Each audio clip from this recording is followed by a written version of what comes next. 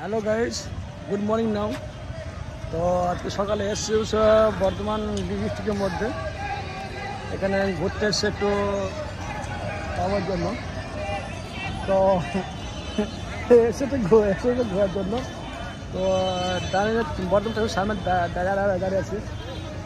তো এখানে কিছু বন্ধু তার সঙ্গে আড্ডা মাঝে ঘুরতে এসছি। তো কিছু রেলের টাইমিং চেঞ্জ হয়েছে, এই কারণে আমি সংবাদটা দিলাম।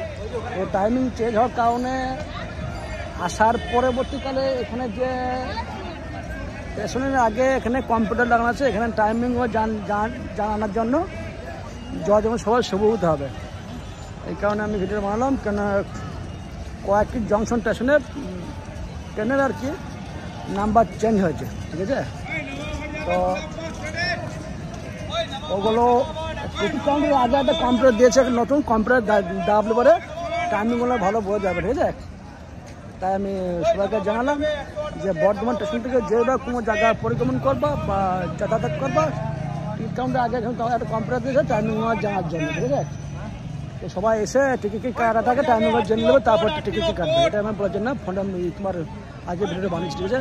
তো সবাই ভালো থেকো, ওভার সবাই সুস্থ থাকুক, বাস এটা চাচ্ছি। সবাইকে দোয়া করছি।